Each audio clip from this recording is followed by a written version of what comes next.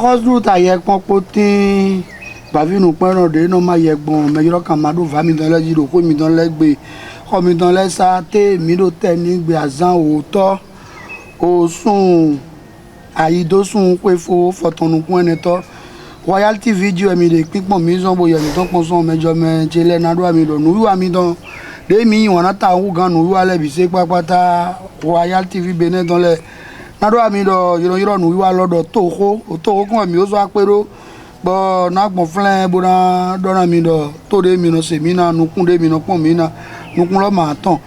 file mi no ba kwazon bo no ko ken do me yoro kan ma ro va mi no le me bo mo ten pon mi bo mo ten se nu wa mi don le ma o na no se so don ra po mi don di do gbon mo no nu wi wa to ko kan bo don blo di kodo awe toje me vive jepo uno ga gbagbara na mi ga fun gun mi ogbo nfon kan ji fe ma ga yen bo fun bi pe to le bele ba ke ro akulo bo to di no wa sun ene e mo na gan ma blo ni se ina no fun mi te dandan bo ka so fun pe to de no pon mi pe to de yin wa mi lo bo pon mi bo do to mi le e fun yo so le jawe ye pon tin royal tv benesi akisi no le mi gbo ne o uno ga gbagbara dan fun kan na ko ta igbe don le na mi dide uno blogun tegbe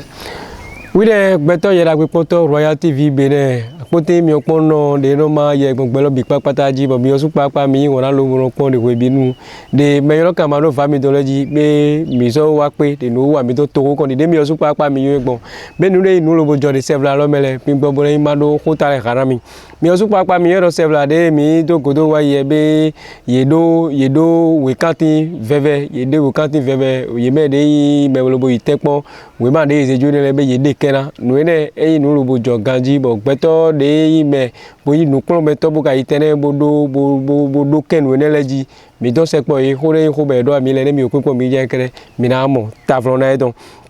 dada be na zovo ti mi ami po no zmale de wogbo to la mi le gonde o be e ka do wogbo to la mi don kere be we wogbo to la wa we go de bodo nil don de gbelo bi papata me ti to te e kana zida e lo bo wogbo to la we ne ye na le ji de fle bo jina yo bo na mo to go dan lulu to be nu ne nu de nu bo jijo wogbo to la o de ji de do le ka yin yo de le de gbon de mi okupo mi je kere mi na le ko ko ne jiro bo na vlonta na ti te ngbe bo na do mi do zmale ye so adu o ku pe ko nu ko nu kun do pogo konukun doko kwatonukun dopogo 26e édition na yeme de yin o agonlinu le ye do ere pe lobo du ko ine be inu lobo je fun gbe je gangbe nu inu lobo ton ko de le mi okunbo mi je kere mi na mo kota de bole lati lobo na gbo jage do nu wi wale me royalty benesi akisi no le mi gbo ne mi ayi mo lo ji godo don chobu na so le ko agba mi ton sa de fio ahodu ten ye popo tin no ma do va de no ma ye gbon me yo kan ma do va mi don le jide ko mi don le gbe si akisi no mi o so le ko akolo be fi obo na do ahun nga gbagbara do zuna bi mo e mana vlon kana ko le sin ta le na mi anji chobo e gana vlon kana ko le sin ta na mi nu wa me da ho gangan do po de fi obo na do royal tv benin sin pe lo o nu mo nkan don e wa uno ga gbagbara wi na jo do be na do alo akonji na menele bi se patapata meje mi to gbe ado korokoro mi to mi amoro nu wa te do e je kuje pere do adan da ho egbo jonjoja dangbo do do novi konto mi ado me da ho akisu seze de yin moto kunto kade don eso me fia so de wa yu mi bi papata mi pe do agoji kolile mi don alita ovi do po wa ba joro me da ho ne mo ale do ton e si o yoro ma wuton eso me fia iro ikodoro akisu seze biafra mo mi no do autorité eso fia be ngbo ye kan me lobo da akonjina renu akisu ton kapo ton zon jibezun ko dangbo buka da la konjina vive base la base de dangbo atanda ho egbo mi me ole de wa do ne mazo mado hulo de ma ogboru to to de ka toro ni ro be mi na so igbina do mo bore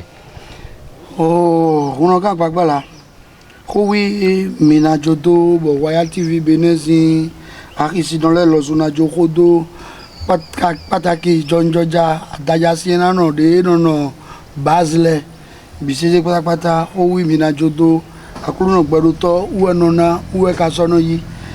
ko klowe mi bo mi ri aja me de ku holu gan body do zuma eyan lo de jiro ye eso se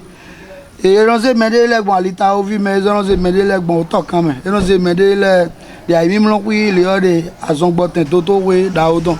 be kukpɛvi ma ti o ku dawo ma ti maawo ni se ali dɔn etɔn do tɛn da gbe me aki susi hɛn lɛ mi kudo de wa jɔnjɔdza danbo dɔn lɛ mi kudo de wa maawo ni na mi akɔn kpikpan li sisiɛ ne mi na sɔ zrɛ ne buna wa yi do zan de nɔ wa kunɔ ŋa gbagba la mi mana vlɔ kana ko tate nɔrɔ lɛ na mi ya.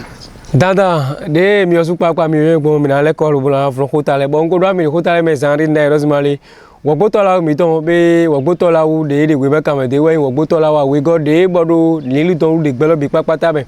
but tito te we gan se la lo bula wa so bo wogboto la we ne yira le jibo jira mo to wo yo bo to vi to si le bi na dunu be to gan le yire nu kun pe wogboto la we ne wa mi di sa lo we pon gbeto de domro le grefle le nu de yin nu bo kika ye le yese gbeto jibo do ami me la ko apoline ko anu podo ku tiko erikpo yewe ko ye ne zikana mi mele mi po yera gbe mongoto bo dine mi po gba ene de mi de ben wo boto la o mi non de fiwe e nu ganji nde bo ro na nu kon yi to lo bon glesian liji bo dudu na tin bo anfan na tin nu kon yi na tin ami e manga wa imo e ma imo to li de utu e jiro dagbe loju e wedo mele to ganle de kolome to li yuen ganji de se mi do home yi mi don le me de nu yen to le nu ba nu kun do ba to le o yi ten mo ka o mo do ki mo a wo bo to la we ne gba ene o e na na dudu mebi bo na mi pon de bo mi agbo je bo amo ko do sa fun de glesian li to gle lo na nu kon yi to mi non lo gle lo wi mi non le gle si emi gle si do gle na nu kon yi e ma ga yin mo de donc wa mo do juda gbe lo e tin na e ma mo egbe we de o pere di de yan je mo we so mo nu kon yi lo na do ni e wo bo ta to la egbe de afogba pere ye mono do gba ibe no ton yivine nde ado ewe angbe ma me ma odi nde wada ibo ena zombo gbalo na gba de mi do le na yinu kone ma odi ni pepe wane o fide no pe nu kun nde no dole de an blogbombo e yinu kon de yinu kun de do e fide yan sagbon be anyo ame ne a iglesi bo sa bo legle bodo miasa ne na we exam do podin de valley mi no me no do takima taki ku me no din ye de melele din ye ma yon de zombo e ma yon we di maja nde ne le de me e ma yon pon we di de ma yon me no wa ba mo paysan le bodo aye do a ete ezon ete le medo ye wa ba bleu étude o philodon a ye wa ba kan se de wa ye ma wane e anon o ndi me 4 le me bono ndi bono bureau me de Cotonou bono climatiser me pon bodo mi de ko do valley nu me de mo blo melena wa tanon wa de wa tro do mi do ya jira valley do wi jan pon mi de ga din bo ko don le wa ibo wo zo wa idin me de wa zo wa do ka bo do fu donc ko ri ma fle mi ago alo agresi le bo yan ye bo ajinu kun lo zo yan mo bo mi yo su yan si le mi an so mo ga mo ho ga ku yo me emanyo ai de pepe akwede izale imamo de pepe ye ga bi baro ne minimo akolo ne ego alo ai di ye wa nu yan mo bo mi le mi an mo nu kan yi atiyan mi ya kun nu ami bo sin na no yi bo sin ma ono lo le me jiro ni ga ja do game ne ma so din gbla ko bon ja o jiro ne ja do gan do me ye ro yo vo e pon blo ami de do ji maja agono le lo su ga de me ga yo vula le lo ma je ri ko lo do me de ma ye gan e do yo wo ma yan dide no gbon mi de ko tale me da yin do mi do ma le se fla de me mi de dinwe ye de nu klo methode le bo ile ye na ide kena ye me no vi mi do de yi tekpo examen BPC le be na de kena zon de wa le ye kwa zo ne wa ji be wa lo be fo mi ka to se po ye me de yin me lo bo do jiro je bo no nu wa le ko bo de kena le ne ka mo zon wa yo po le do no be yo su pa ye se gbe do ji lo bo de kun na me de yin me lo bo ko ye ne le si kana mi wa yin bo test dabo akodo tatiana bonuko mi pon ye la gbe mo nko do mo se ho de azon wato ene le kene de betade do mi mi doto bon azon yi wa lo e ma nyiran po e ma nyiran village ye tekpon lego ye tekpon town vo bon pele de me parce que mi mo lo village wa son oui me pour gan faut dire me e ponte o gan yi wa son pele mele po e mi na do no mele bi o gan professeur élève mele po mi na do no do me po no po bo wa son lo e o mi se fo do wimeni a mi pon we gbogbo do wimeni e na yin bo ndo mi gbeje we ma le pon mi mo lo fi mi ton le o do nu e kon mi de ro po pour anglais o po ye tenpon ye wa so kwere azori wa nyila ena do voni ya e wazo e pa mi ko mi corriger bo faux bo ya mi de o azo mi wa o mi no contient ko lo me to e pa mi e vini mi ta on azori mi mo mi me biero eyon mi gbo do mo do grève de ma raison grève de soudain do grève ma ka inda gbe kaka de ne raison bo o me do minu e kan do minu e oni mi do nde do e dan do to mi blanc 7 me bio me de bu ma no ba grève o no blone Victor e mi de su vous mi ton le wan do mi de ni mi do grève yo e ka le si mi de su wa e na do ma o sun come na tinta nko de ni e de ni tinta dandan be azan do poti lo be 0 te be azan lo be no do atin gbogbo lo bi papata me no wiwa de yin no wiwa da ko de eti lo bo tin gbe bo donc beta de iro optimiste club Gazelle Cotonou be yosu papa ye huwa ye no no wa nezin teme ila e tron ka kuton lobo do ati bo kala vi kamedon no ne no lobo vivi lobo khomena ye me de me lobo de beta ne mele bo ka zo khomena me de me lobo de kala vi kamele bi papata ne lile teme de lobo blo no wa mo koton mi to fa mi to se po ye lobo ye do gbera mi titengbe Roland boya ko we ko ye ne lezi kan lobo no wa nezin teme me ole mi ko de le yigbon fiene ba mi do paru ma o ba yin we mi tonu ba mi wa bo mi na blo mo ko ton mi desu mi na no gudo na atiyon ndagbe we de me ko lenu dogbon atiyon ndagbe tan we atin sa mi do fini me de bu sino we ziva me bi ro fi me bi ko le blo ho donc mi sino atin nu yan donc e la chenu mi atiyon ndagbe we mi de le apele o mi na wuli bona khami prochainement de mi na wa fi o mi na mo e ko mi ton na mina do vena difficulté no me mino gba difficulté de même lo do jouer na wa na ro ballon ko esin gidi no bi ton mino de we no fa de boa mi wa école primaire publique de Bojo egbe bonado dokia vi mi ton le vivu mi ton le de no pe nukun atin le gbon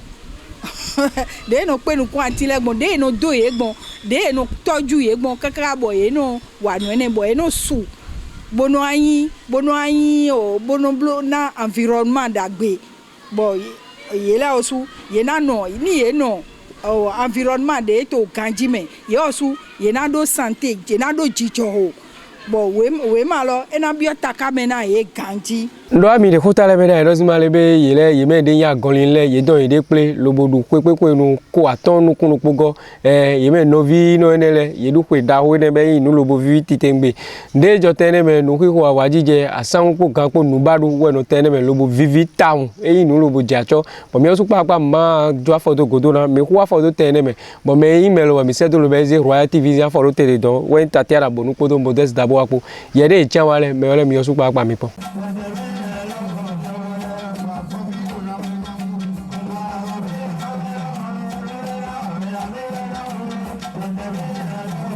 e bloque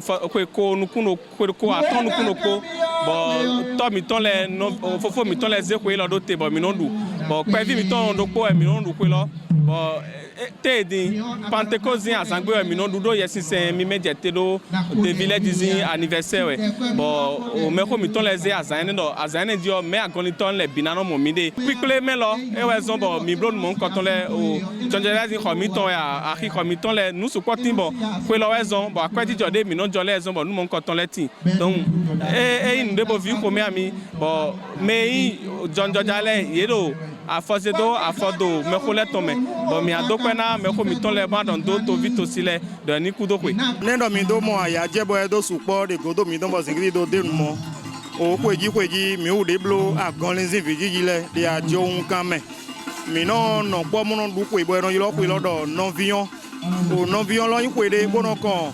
o ren un kan de gbe o de o nu ene village agonlin lo bi pata do gbo bo mi no gbo mo no du mi de me mono de we de to mi don na inu kan gbon e bo e ga hun ko me ami de yin agonlin vijiji do kweji pe lo ndo sinsin gbeto de gbe o de fide le ye me bi no wa bo mi no gbo mo no du pe lo bo ye no yan e gbon vo do mi te so fo do pe bo jo mi on jire ja mo do FIFA wi ji pe lo sin 2000 mo jire ja ni lo mi do mo do jo mi o e do yin bo gan de menu wi wa le gan so be ji lo so fo do alote e na yin ko me hunu da o do ko de ami bo e blo ro wan yin de mi do de agonlin zin to lo me de fi e wan lo e ma ku gbe de te kaka da doi doi nde na bio agoni vile wa ndo ko de fode ja mi ni so su po u gan le bo yin ro zima nu mi don we to mi don ko ye bo mi na jira do be na mo tembo do nu kon yi wende yi ko yo échanger bi me bien ko do échanger mon to mere do yi président to adola bi ça defie me aweto egbe ça dam to bi table le jimela no o tefi table ko mi don yen so je don egbe bo se wa e lo président mo gboje ba no ma gboje to mi le do wa ni to do me na blo association mi don no opinion donc no opinion pe mi ton do no po. C'est vrai, mais donc, quand on est nous y a gagné donc pour te boy nous y a nado pour nous mais nado donc betosi aiwa nous dit na huya de noti de ne je somi alo somi we huya de noti alo ne so afo somi huya de nous le bonoti ne e nous le bon to to vito si boy le wa blo nous y a da ho ai don nous dit don le bon don yon le ko do jonjo jale pople bo plan nous y do nous y a mon ko dit ne na blo ko nous mon ko don e ma so na so atinde beneto mi do me fi alo de na blo ko ma so atinde me we beji de gbelo pátá mais nous ouais ne vivre gandi lobo y doit y bettre doit nous dit ben nous lobo vivre lobo diacho mais on pas quoi mais c'est mais do bra ko gera côté on podo eriko kuji kopo y ouais ko yene les kan mais on le mi pon ko ta de toni nous ouais ne mi pon bo ka pon yele mi fa ho de bay mi te mi tian me de le to pon la de le mi bona plon nous ye do de na bay bon boy huya to fide non to étant meni commune de Banteka et commune de Savalou abi Porto Novo e de na bay gbon ni huya ti kabi e ho me glede to fide ye na no tekpon bo anu dorlan e ma ilo ye na imelo le de bona donde amo ye na dorlan mi me formé ye na dorlan police ye na police républicaine bona idodo nous le dijo donc police na nyonde na baybo filo na fa do de mi na bay bo huya ma ti to mi tome bo ho me gble ma wa les on devo ma wa les wa o exemple mi to me ne le former bo to de me ete no eto jijo bo ma nyon bo gan na don huya wa ye na no don lo bo ye na no se bo de na bay bon ho lo na ya o fa ye na bay no yoro groupe de travail femmes jeunes paix et sécurité de l'Afrique de l'Ouest et du Sahel mina mo lo gbeta de bo to me wi gbejiro bi Afrique de l'Ouest ro BCC bodo Sahel ko mi je Tchad nedi mina mo nu mon koton donc gbe kle ne to susu me to ai gba lo jifi Benetton mi azeda ito 2016 août 2016 ouais gbe kle ne di azon waji to Benefi o mi kan yoro PNUD ouais ze gbeta lo dai to Benin son 2016 bon. Oh, on a quoi là? On a do, on met tout maintenant. Il y a la content Royal TV Bénin dans l'air. Mais maman y a des l'air. Diacho. Au clé si yellow clé tout mi tombe dans si yellow. Au dé y a des dauphins pour dire bon. Et maï au bureau et dans l'air mais et jour en fi femme.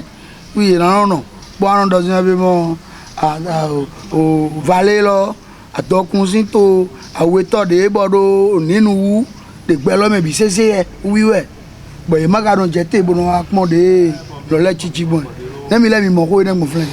de lo bo bla u pere do ai bi owo gbo to la mi to de gai ho de me mi fidi nu de jinu kun be ya gba e be do ne nu le de pepe mayon e mayon do o to lo zu o ye ba de to win o ji ma zo ja bo yele yeme de kai nu ko to boyi azuboyi to khodoto buka pa chena gle khole yema de nu ke o dide adogbon san de dide mera ho de mi dire vanse to be do ko gbon ne yele ko to le me wi ro no boro no jowa fi fanu bono ku yo gbe ne doji mo lozima le wo gboto la mi to weyin wo gboto la we go adokun de bodo nilu ton bene jam mi kana fon odido a bo gba ile kana fon bo de gbegle ya o weli mi to dokin ne de le ne le de pe mayo o takin ko yo me to takin de pe mayo be gbe wan da ho mi na ise do yeme de yin me lobo to yo ko do to gan check pipa de ai jijo friend gbe wan da ho mi ise do pataki gan o ito de pa chena nu de yin gle ho e azontelo gan we yin azonde me da ho ne wiwa e ka gbe no de sa lobo no apon ogbo to la no de sa lobo no apon ko de le de yi gbon nu kun te pe gle ho lo we de gan e yin de lobo wan do mi o su pa re bo mi na kan bi o yi bo na do rozmale azon ne lo azon da ho e be do na wa do me ne le di je do yin akwe Yero ya kwe. Akwe da ho ne wi no ya. Lo mo be ko to klelo me. Kwelo le ka ya lo be to klemene, bo jinukun le jinukun ma yo. Fide na gbon lo na so akolo. Be ma yin ya we so de ya jije na wo gboto la o vile. Chobo a check pipa de friend na wa. De ajo jijira e don le bi se pátápátá me mi se dozima. Ogle sile ira pe nukun ye uta. Oui, payavo ya toga ya yue honuzo no payavo. Payavo. Me do be ya de to wile. Bukana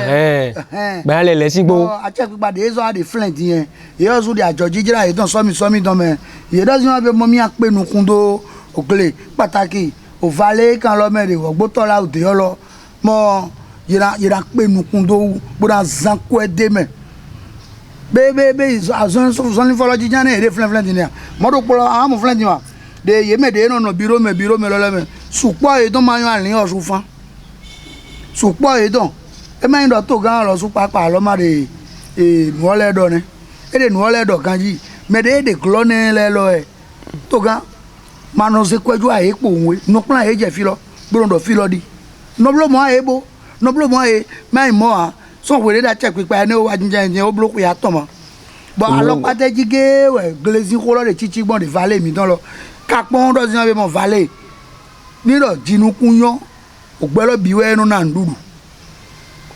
gbelo bi ayon gbelo bi we valley jo na ndudu E ma yin de o yovo japonais le chinois le no ne je se boku gamina ne do de yin le sin boy no le de to do me du on du don ga me la be no be se to mi le be te so mi o so me tin ma la pe nu kun gba ne wo lobo le sin boy fle ba yin nu lobo yo gba de frara kaka iton fire ma po fire bo a che gba mi yin ko pon glacier ne le mi yin ko pon e pàtàkì ye be de so no yan kwere akweyan tenle bono abedo gleme bo we de nu ji ma ja tai we de nu ji ora roja gaga bo to na gba lo le bi se pátápátá lo ye ma de to win bo le do utu ye ma pe nu kun do ye utu mi jale mi pon e ye do na pon bo ali o su ye do na jira ali do ifle do jinu ko no yo bo be so to bo be ja gede e no klo so pon yonu ene de video apara de ye mi pon aye bo video apare chobo e de gleme bo de kanvan se ko de yonu ene do e de di o te mo wi o le kokoroko de ye pon potin waya tv be den do me agbasa che suro fun yonu supo de to ko me de odi yeso blo mo ama bo no wo le ma no sa no fe no jove yeso blo mo ama video apare bo aso e pon flen ni video go to eji fi na do flen ni wi o ran re ya nu ka bo kan le bo nu kwa e se nu ka me ya go nu ka o so re nu kwa yon lo do zima ye ni te pon bo jale ne nde wa sumi don le de ne yon ne do yin bo ni e ka do yin de gan jan be no do yin de mi o su papa gan eyan a check pipa mi bo pon do yonu ene le kokoroko no mi don wiwe yin bo ka so yan si mi don bo te pon bo pe nu kun do vale lo dada ne mi jo vale sin ko do lo ma kendo te pon ye be de yin melo be de kena no wiwa de te pon do de no vi mi do le ye iblo te pon mo go ye an de kena tan je wa ase ko de Messi ene do Messi lo do yo pole ye wa so e ponte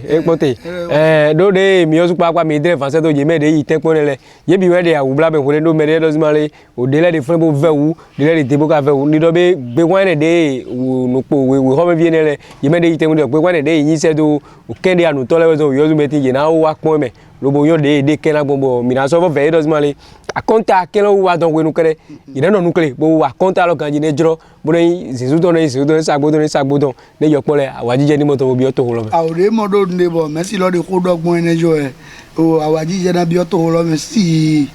de ngara awajije na bi o to lo me rivia di do de amno kulo nu ba no tedo me yiro kan ma do va bo WhatsApp jijano de Facebook jijano de yo wo so ado he do nukunde we ne we ma de ya jo ando ga odian o e ko odian we kika se mejo ma ye do yimo jare fi bi mi ga so ro se do ma be mo fiyan si mi don de le ye mo no pon we pali me ro kan ma do va lo jijan ye ron de we le birun bo ni ka je o tekon didi wenu isoro ni you know di bo me re le tu mi ami do si ma be mo yo ru papa lo no ize ide le jona Messi ble wa to de le ni ka je tekon si wenu ene jo amaro wa ni e do ye mo yo me kiri ma yo me de do blo ade ko papa an tinga ya mau na blo me binati o ya o le mi aso ke ndo ko do be mi na gbo wa do ko do o ko nu mi memo megbo zin ko de du ya gon le ne no vi cha zin ko da o le de du we agoli do vivi agoli wodi no de je ti agoli lo we do dai ye ka de kenan di me do bizimare lo we jo ma zo ti ya lo we de fona agoli bo ko de ya pon we agoli wodi na agoli do bo e ve do fide no da zinga mi do agoli wodi fide no da zinga mi do jo agoli agewe we agoli wodi ko do mi o we na ko e vivi da o e lo pe ko enu ko atonu kun do ko to le lu ede ni yere do mo nde pepe de mi na wa bo novi na no mo ede le novi de gbeji fide bidonago mo ngodon wa le me binogo amo onoraje le do ko reflect dia bo mo e meje le do ko reflect dia novi le ne no bo yo bi ga to ko me de wo da holozon da o me be ko mo ngodon je no wa bo you know aple bo kan ko se me no so do yan ne igbon awedi e vivi ye ni gbe kan de eyo do e de mo kere novi na yo novi bo o ko ba novi do adangbo gbe to we go an ro yan ojo di novi we bo ane akun ko to te do me akun to te do me be mi ado agbe to re pon mi lo be bezote akonli de fona olowe be mo kuje mi mo wa idi e jacho bo na do ami ozu papa re yan ye ni mo te gbon bo ni mi orun ma du ko mi no me si ko jan ya gbogbo oru han mi do mi do ko amo ko ya lopa de jijo lo le e zombo wan yin na de tin taun dai ko no vi wande ka no vi le ori ajaba iran se bon to mo no vi me do ama kanta ne we ama kunu yo ya ele di ma titi de wo jibi go de ma titi o wo ko ro o ne vivia mi we o aidon anuji zin tagbezo daode blo de do ye blo o formation daode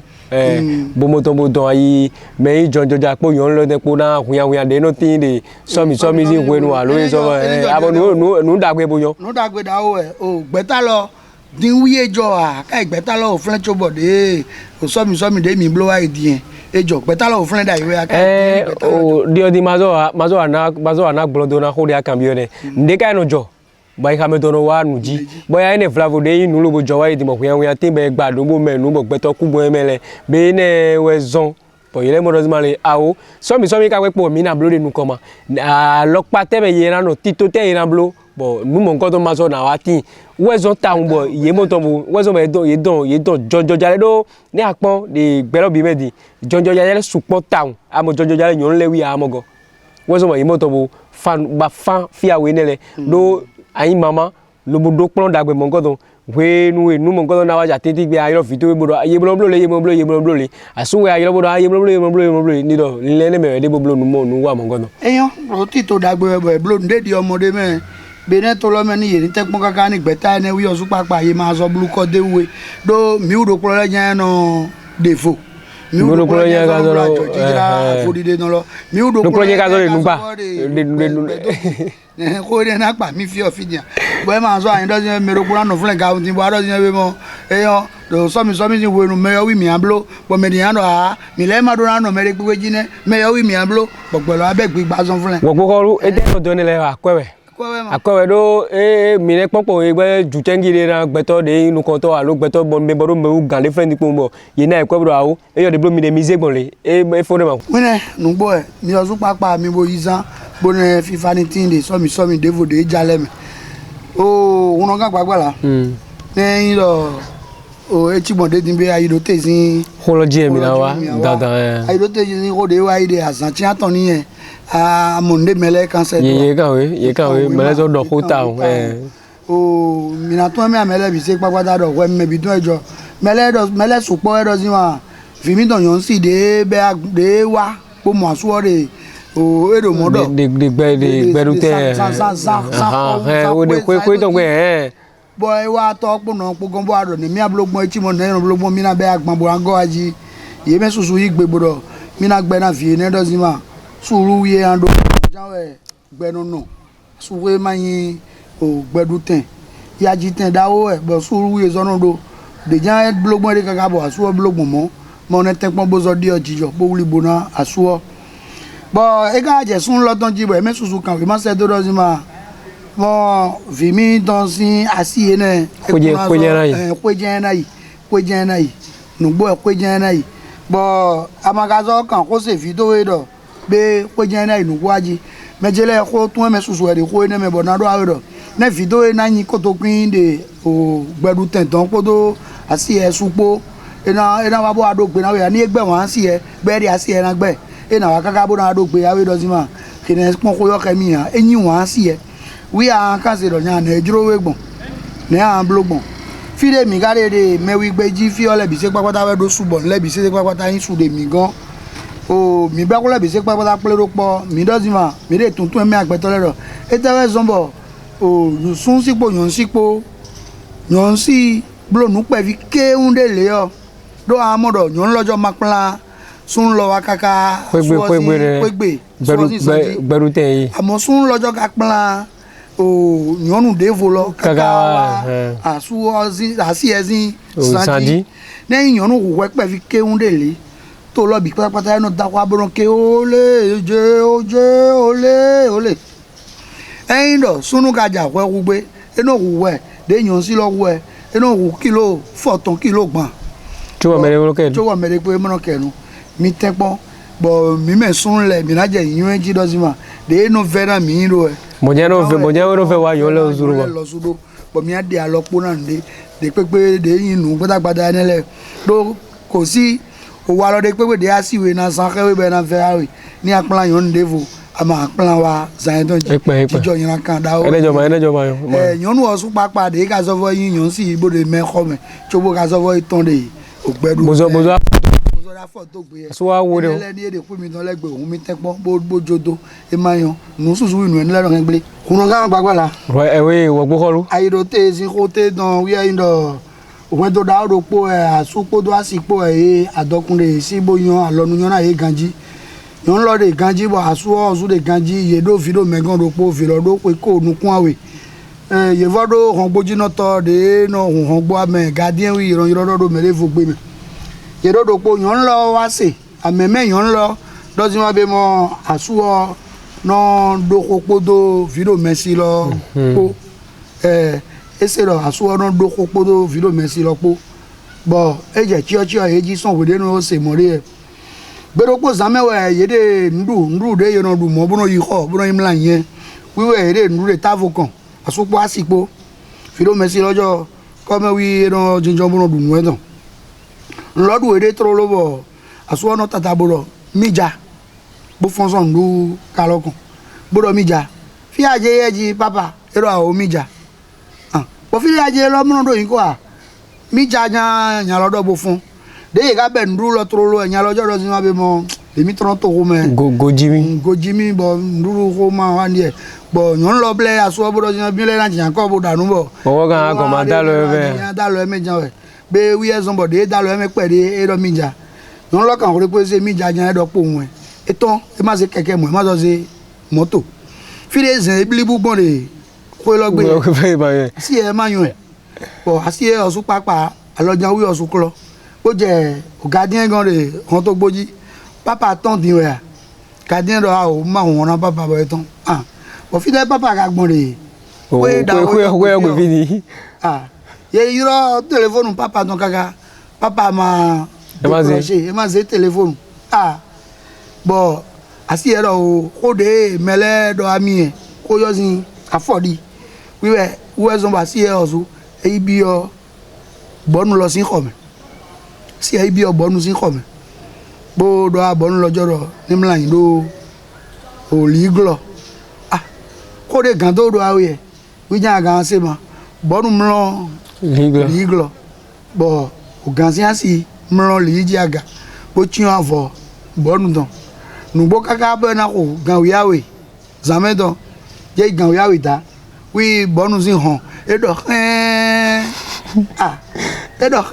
le wune mi o chichi were nlo bere kija nugbo de pelo khayaga o bonu we flen ale wi oru afojan ehun o yorun de mi lo flen lo ehun afo bo nya lo po epo je edo mo doji Bon, et non, mais non, c'est fou, beaucoup de doji. Ganji, et on rondo, yon logique pour on les, yon l'oiseau à voyer un bo, et ben, mais non, on dit do. Et donc, oui, donc, caca, boy, il m'a les boucs aux infos. Bon, on yon l'a dit dans son lot de ce fou, même, là. De, à ma paix ou pour on de oui, à boire bluffy. À boire bluffy. Donc, à non blot don, à chefi, à non à blot de tegbe, ou tout à ma soeur, biblo don. Ah, bon, son lot, hein. Mais nous y béwéniene alors oui eyin do mi on gba jibota bo yon lo ami mo do gardien on boji no tolo wipo mi po we se po we no mo ready je vous lo me kaka bo efo e do gardien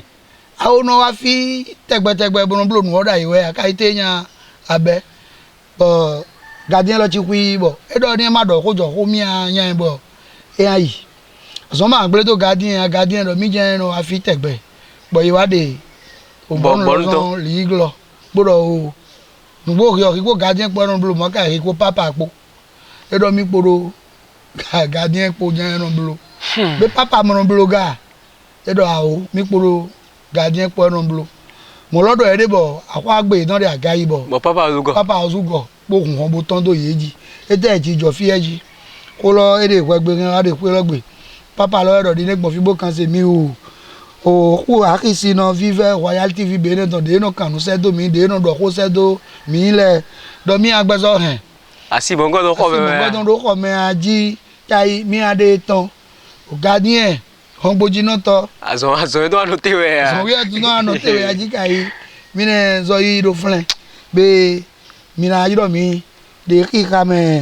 yiro kan de gbingbon Baviru penu mi opon no me yoro kamaro fa mi tonji mi ayiro mi de jibo na gbono do itan e na chera do popo mi dole akida mo do apara ko tori ni sanko akida ra ko chowa mi gara chowa akida gara ko be mi ando na peto dagbede yin wa mi lo wuro pon Royal TV bere bodo mi lo zimale mi ando ko pe ko do mi do nu ko to de afivosun de be mi abiodin e we nu ne na tin afivosun azan we go mi ando ko pe ko dako do Royal TV e jodi credit ko ro na blode afivosun de be mi abiodin tro ne no mi do ablode zin ko ni do nke gbe do no go we nu ne na tin ya ne amo ne na chi era de sin etran do Aziza de mi oyi de Bavinu penu mi donu gorun fi Royal TV be ne de Aziza hoji Aziza ho ye bi na wa o me alopade de no kanu se do mi de yin won na mi bu no pon ta on le supo itan tin bo mina mo nukun me itan pon dada nduru na ka mo aka na ka mina de pipo nero de tito be na ibon nero ne asalo si sepo mina wa zero to be na igaji dada kuno kan gbagba